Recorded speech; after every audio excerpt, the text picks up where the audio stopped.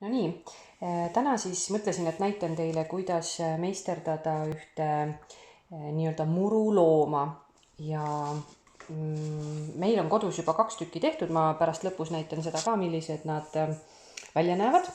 Aga selleks on siis vaja, näiteks on siin ühed sukkapüksid.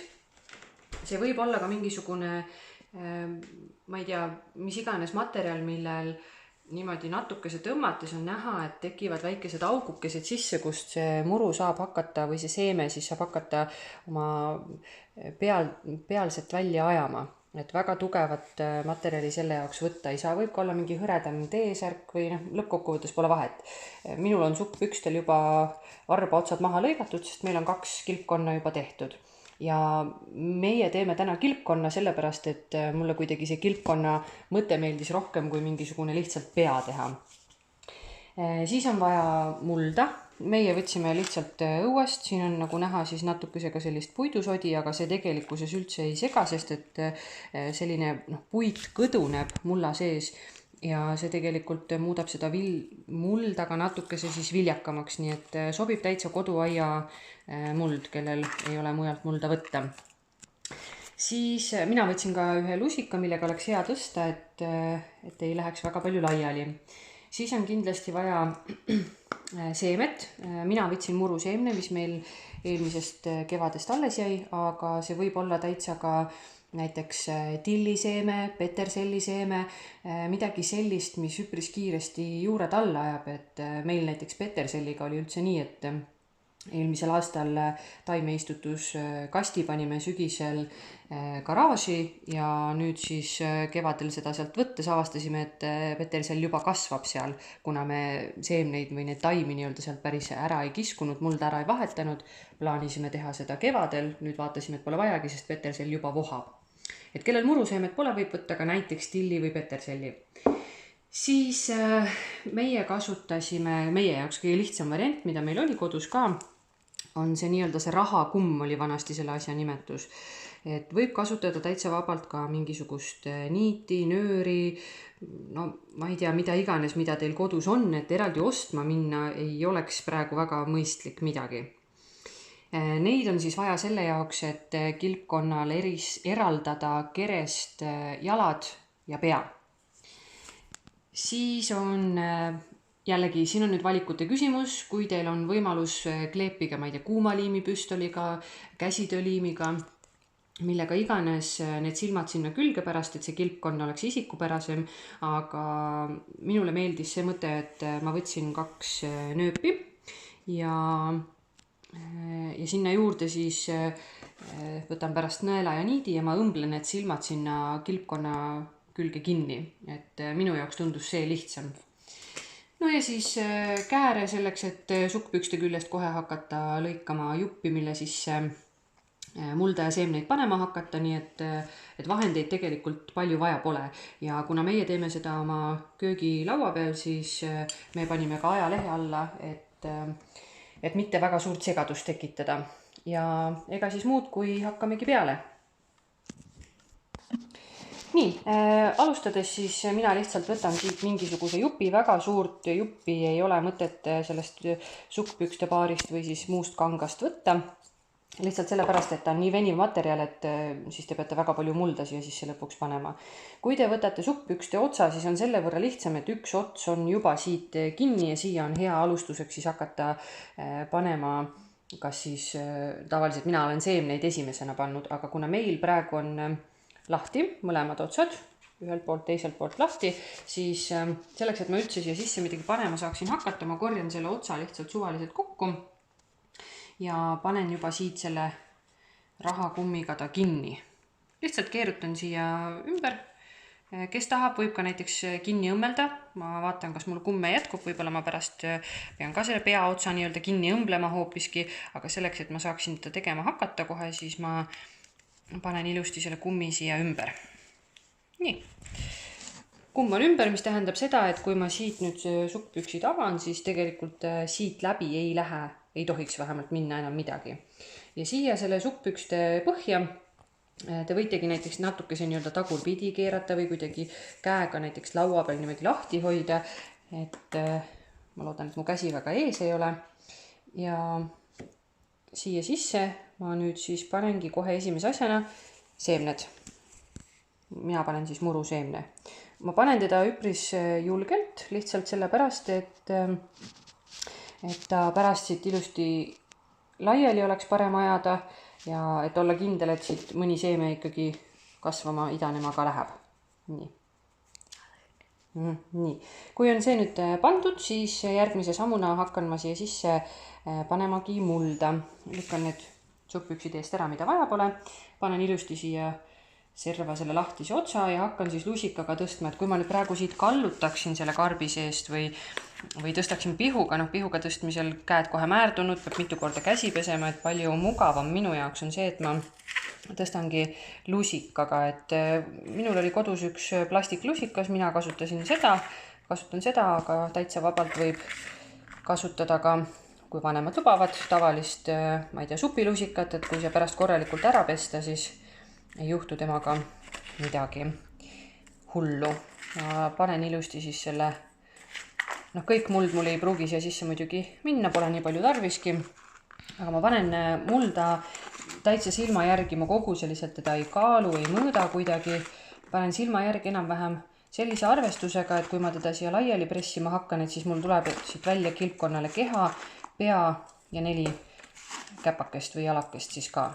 Nii, ja mina praegu arvan, et võib ehk vast piisabki, näete, ilusti muld on siin sees ja ega siis ei olegi muud teha, kui näete, et temaga saab täitsa niimoodi teha, et temaga ei juhtu mitte midagi. Ja enne kui ma nüüd siit selle teise otsa ka kinni panen, mõtlete nüüd võib-olla, kuidas sellest kilpkonn tuleb, aga küll te lõpuks näete, kuna mul seemned on siin põhjas, siis nüüd ma hakkan vaikselt niimoodi käega teda mudima, ma näen, kus need seemned on. Nii. Ja nüüd ma hakkan vaikselt seda anum või seda suppükste otsa siis oma käe vahel niimoodi liigutama, et ma põhimõtteliselt alt poolt, kus mul seemned on, lükkan nagu sõrmega niimoodi siia mulla keskele neid seemneid, et näete, nüüd need seemned on juba igal pool laiali ja eesmärk on see, et neid seemneid siia peale poole ka jääks, kus siis, et nendest seemnetest kasvab siis kilpkonnale kilp selga, nii oli selline murukilp. Ja kui ma nüüd olen selle ära teinud, siis tegelikult ma jätan siia, näete, sellise õhuvahe ka, et ma väga tihkelt siit lähedalt ei võta, sest muidu mul on paha neid jalgu hakata pressima, et ma jätan siia natukese sellist vaba ruumi ka ja võtan siis selle teise rahakummi ja panen siit selle tagumise otsa ka kinni. Siis ei pea ma muretsema, et ma liigutan ta valet pidi ja midagi kuskilt kaotsi läheb. Nii, üks kord veel, siis jääb kindlalt ilusti kinni. Nii, see ots võib praegu siia pikemalt jääda, selle mina lõikasin eelmisel korral kõige viimasen ära, see ei sega meid praegu. Ja mis siis nüüd saab, on see, et ma siia ajalehe peale või käe peale, kuidas mugavam on, teen ta selliseks lapikuks, nagu väga priske pannkook. Ja hakkangi siit niimoodi nagu pigistama siia kõrvale eraldi välja neid jalgu. Lihtsalt võtan, kuna ta siin sees on hästi liikuv, see muld ja need seemned, saan seemneid veel sättida siia peale poole. Kui neid jääb ka alla poole, siis sellest ei ole hullu midagi. Ja pigistangi niimoodi lihtsalt käega sellise palli. Võtan oma selle rahakummi. Vanasti nimetati neid rahakummideks vist sellepärast, et vähemalt mina oma lapsepõlvest mäletan, et palka said inimesed sularahas ja siis need paberraha tähed olid kummiga kinni pandud, et kuskilt midagi kaotsi ei läheks. Nii, ja nüüd ma saan tegelikult seda jalakuju siin veel natukese sättida ja need on kummiga kinni ja sisuliselt üks jalg on mul juba olemas. Saan siin ka ise pärast jälle natukese sättida, kuhu kohta need jalad täpselt talle jäävad, kus on siis see pea ja kus on keha ja kas jäävad külje alla, jäävad tahapoole. Näete, et tegelikult annab siin hästi lihtsalt sättida, ta on hästi muditav. Nüüd ma vaatan, et enam-vähem teisele poole sama koha peale jääks. See teine jalg umbes sama suurena ka. Jälle võtan siit lihtsalt, tõmban niimoodi kokku ja jälle panen rahakummiga kinni. Et kui nüüd ei tule need jalad täpselt ühesugused, siis minu meelest seda lahedam ongi, et iga ühe kilpkonn peabki olema täpselt omamoodi, nii nagu iga vanema, kõikide vanemate lapsed on väga isemoodi, et ükski laps ei ole teisega ühtemoodi, nii ka need loomad, need muruloomad võiksid siis olla üksteisest erinevad, ongi lahedam. Nii, näete, siin natuke see näeb välja juba nagu kellegi kõrv. Et kui tahta, siis võib siit teha ka niimoodi, et hoopis sedapidi panna ta kasvama. Siit kasvavad nagu juuksed välja, et kellegi kõrvana. Aga kuna minule see kilpkonn ikkagi meeldib, et ma saan talle nii-öelda, kilpkonn ju armastab väga vett, nagu me ka loodusmajas käies nägime, siis mina teen ikkagi kilpkonna. Ja võtan siis samamoodi ka siit eestpoolt, aga eestpoolt võttes nüüd esimese asjana ma püüan talle siit, keerangi ta otsa peale ja püüan talle välja pigistada siit ühe pea nii-öelda siis. Natuke see peab siin sättima ja kindlasti peab vaatama, et nüüd siia pea jaoks ikkagi siia mulda ja seemneid ka natuke see jääks ja et kui ma teda nüüd keeran siin ühtepidi teistpidi, et siis see pea jääks ikkagi siia otsa talle. Nii. See on niisugune päris tihke kumm, seda ei saagi mitu korda keerutada. Nii, kohe juuksed ka peas ühtlasi. Nii, see pea ei pea tegelikult üldse väga suur olema, et kui need proportsioonid ei tule nüüd 100% õiged, siis sellest ei ole ka hullu midagi. Ja võin selle pea keerata ka hoopiski sedapidiseks, kui ma tahan. Nüüd oleks siis mõistlik teha need esimesed käpad ka. Siia pigem nagu külje peale natukese proovida pigistada. Jälle kummiga kinni.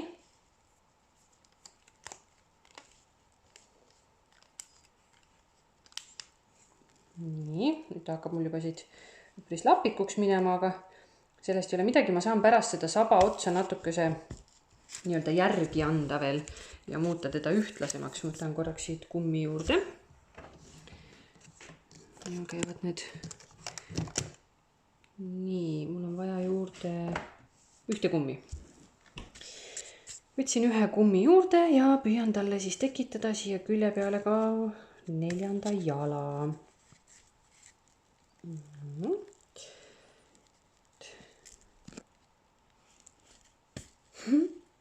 Näeb juba väga koomiline välja, aga las ta näeb.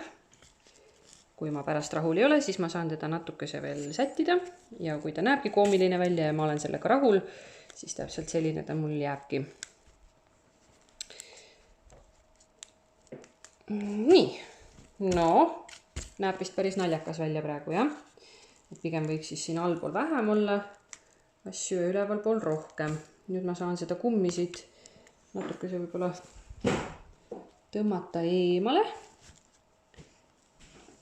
Et ta tuleks ilusti, saaksin seda keha lapikumaks vajutada. Vaatame, kas õnnestus.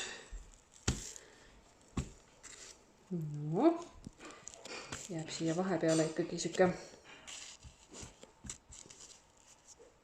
Nii. Aga mind näiteks praegu üldse ei sega see, et ta on nii-öelda selline kahekihiline, nagu doominoküpsis. Nii et ma ei hakka teda üldse praegu rohkem pressimagi ja mina ta praegu siis selliseks jätangi, et tagumised jalad on suuremad, nendega lükkab rohkem hoogu, kui vees ujub. Esimesed jalad on väiksemad, lapikumad. Nendega siis, need on nii-öelda tugijalad, nüüd kui nalja visata. Ja tegelikkuses nüüd see teie kilpkonn ongi valmis, et pärast kui ma tahan, siis ma võin selle osa siit lõigata veel näiteks väiksemaks. Kuna ta mul ilusti kummiga kinni, siis sealt kummi lähedalt saan ma üleliigse otsa ära lõigata. Ja näete, kui ma ta niimoodi pärast panen aluse peale, siis seda otsa sealt alt ei jää nähagi. Et samamoodi siit tagant ma saan selle ära lõigata. Hopsti. Ja nüüd ta näeb kohe jälle palju rohkem selle moodi välja, mis ta nägema peab. Nii.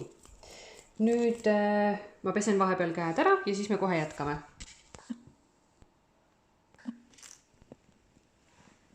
Nii. Pesin vahepeal käed ära sellepärast, et kui ma hakkan nõela ja niidiga tööle, siis ma ei taha, et mu käed on mullaga koos, et see on natukese ebamugav tunne.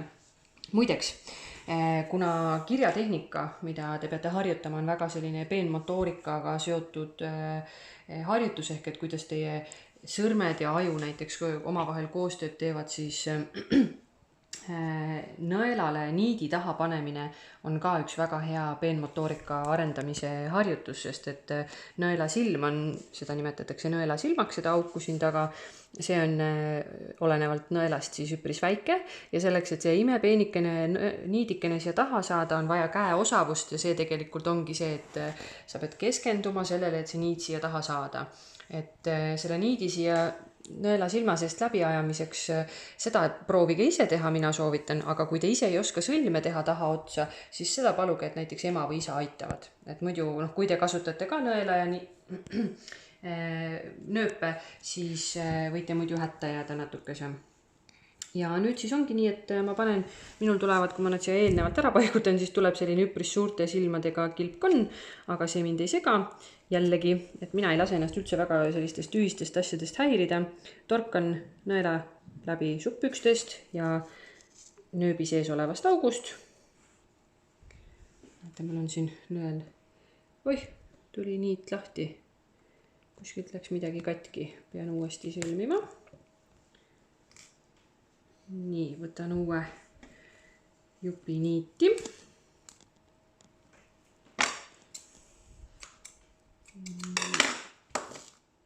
Nii, vaatame siis.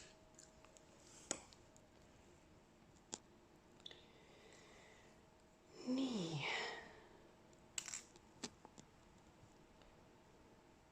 Mis selle niidiga juhtus, aga jumal tänatud, et juhtus alguses. Siis ei pidanud tehtud tööd raisku laskma. Ülejääva osa lõikan siit ära. Nii, ja proovin siis uuesti, et torkan suppükstest läbi nõela ja torkan läbi ka nööbi sees olevast august. Proovin siis praegu hoida. Siin on suppükstel kuidagi. Pane korraks pausi peal. Nii, pidin vahepeal lausa niiti vahetama, sest teine niit oli väga selline rabe ehk et kippus katki minema. Aga kuna mul on nööbil sellised 4 auku, siis ma liigun nii-öelda mitte üles alla kõrvale paremale vasakule, vaid ma liigun nii-öelda diagonaalis. Et niimoodi jääb ta paremini kinni. Esimestel kordadel ma saan seda nööpi natukene kõrvale liigutada, et paremini nõela sealt sukkpükstest läbi torgata, aga edaspidi saan lihtsalt ühe serva üles kergitada ja kui seda serva kergitada enam väga lihtne pole, siis on nööp juba ilusti kinni, et siin väga palju ei pea vaeva nägema. Torkangi siis diagonaalidena läbi, ma arvan, et ma teen seda paar ringi ja siis ma näitan korraks ära selle, kuidas ma lähen üle teise silma juurde, sest mulle tundus niimoodi kõige lihtsam ja ka pärast niimoodi vaadates ilusam. Et ma siin meeletult palju vaeva näha ei plaani. Nii. Tegelikult mina näiteks olen 2 ringi nüüd teinud ja ma tunnen, et see nööp on juba üpris kenasti siia külge kinni jäänud. Nii et mina praegu rohkem eraldi nendest aukudest läbi ei torkagi. Mis ma nüüd teen on see, et ma keeran niimoodi paar ringi seda niiti ümber selle nööbi, siis ta jääb ka paremini kinni. Nüüd ma panen selle teise nööbi ka siia niimoodi enam-vähem ja kui ma lähen nüüd siit selle teise nööbi kõigepealt sukkpükstest läbi, näete sukkpükste sees juba on nõel, leian üles nööbi augu. Ja nüüd, kui ma oma niiti tõmban, siis ma püüan jälgida seda, et siia jääks ka, tõmban natukese niite ühtlasemaks, vähemalt ma püüan. Nii, nüüd on niit ühtlasem, nööp silmaks tagasi ja näete, ma jätan siia juba sellise väikese naerusuu ka sellest niidist, et ma päris lõpuni ei tõmbagi. Kui ma saan selle nööbi siia silmaks kinni õmmeldud ja saan käe eest ära võtta, siis ta jääb kindlasti ka sealt kaamerast paremini näha. Nii. Ja püüan siis sättida nii, et ma seda suuks jäävat niiti päris lõpuni ei tõmbagi. No, siin ta on juba tahtnud minna. Saan natukese praegu veel seda tagasi sättida siia suuks. Nii. Lihtsalt selle teise nööbi kinnitamisega tuleb võib-olla mõni ring lihtsalt rohkem teha, et ta ilusasti kinni jääks, kuna alguses ei saanud seda niiti nii-öelda pingule tõmmata, et ta jääks siis selliseks suuks. Ja ega väga suurt suud ei ole vaja, et lihtsalt, et oleks natukesegi sellisem ilmekam. Nii. Nii. Tegin siis umbes 4-5 tiiru läbi nende nööbiaukude, siit ka jälle liigun niidiga ilusti siis nööbi ümber, teen seda ka siit teiselt poolt veel ja lähen korraks tagasi. Lihtsalt, et olla kindel, et need nööbid siia ka paremini pidama jääksid. Ja kui ma arvan, et mul on piisav arv ringe tehtud, jälle siin tuleb lihtsalt natukese tunnetada, vaadata, et kas see nööp on ilusti kinni jäänud või mitte. Siis ma lõikan niidi mitte niimoodi naksti 2-kordselt läbi, nagu ta mul oli, vaid ma lõikan ta niimoodi, et ma saan siit, mina lõikasin ühe otsa natukese liiga lühikeseks, teen ühte otsa natuke lahti tagasi, et ma saaksin talle sõlme peale teha, sest kui ma sõlme peale ei tee, siis hakkab see niit sealt liigutades, kilpkonna liigutades lahti hargnema. Ja seda ma ei taha. Teen lihtsalt mõned sellised sõlmed peale. Jällegi hea asi, mida te võiksite harjutada, sest saapa kandmise aeg vist hakkab juba vaikselt läbi saama. Saabastel teil paljudel paelu üldse ei olnudki. Ja sõlme tegemise oskus on üks väga tore oskus. Et seda saate ka harjutada. Nüüd, kui on ilusti tehtud, siis lõikan siit nööbi lähedalt need otsad ära. Nõelaga saan veel natukese siin sättida, kuhu suunda see suu täpselt jääb. No, üpris siuke koomiline jääb ta välja nägema praegu, seda enam, et üks silm on tal suurem kui teine.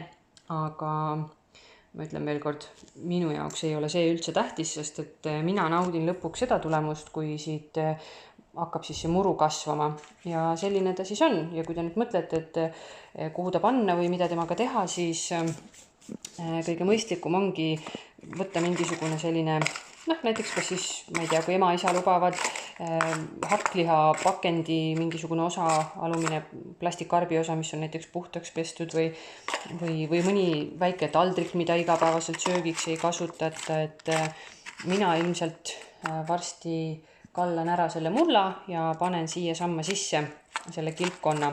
Aga ma kohe näitan teile neid kilpkonni, mis me tütrega koos tegime, siis te juba näete natukese ka.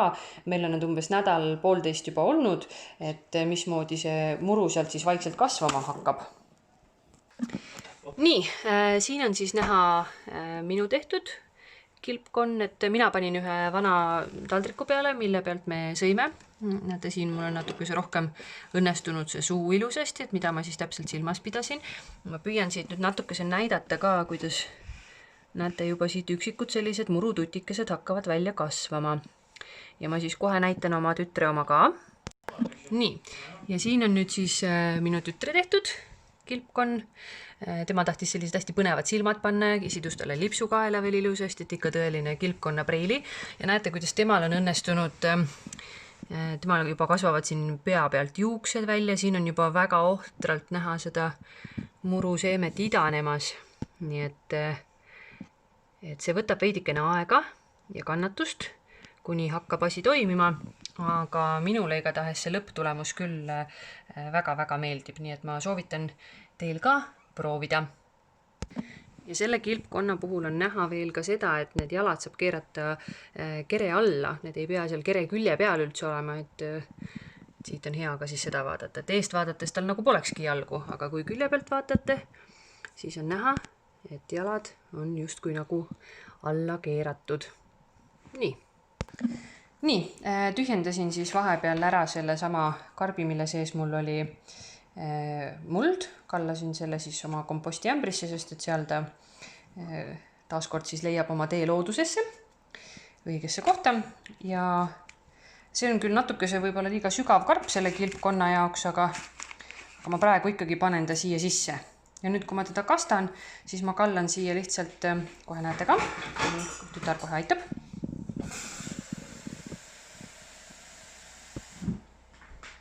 Nii, külje pealt siit kalla, siis on parem vaadata siit. Kui siia natukese vähehaaval palju korraga ei tohiks vett kallata ja käega siis niimoodi laiali lihtsalt hõõruda. Kui on siit ilusasti hõõrutud, siis rohkem ei olegi tarvis panna, et näete, siia mingit suurt loiku selle karbi põhja nüüd ei jäänud. Ja tulebki siis vaadata kord päevas, õhtusel ajal enamasti, kui päikesepaiste enam otseselt kilpkonna peale ei paista, et kas on vaja kasta või mitte, saategi sõrmega niimoodi õrnalt katsuda. Kui on niiske, siis ei ole vaja panna. Kui on üpris kuiv, et ei tunne katsudes, kas on niiske, no siis pigem natukese ikkagi pange ja saategi oma kilpkonnale natukese pai teha selle ilusasti siia selle vee siis suhkpükste sisse nii-öelda hõõruda, et see seeme saaks ilusti idanema hakata. Ma soovitan proovida, kui vähegi huvi on ja vaadake siis, missugused teie kilpkonnad välja tulevad.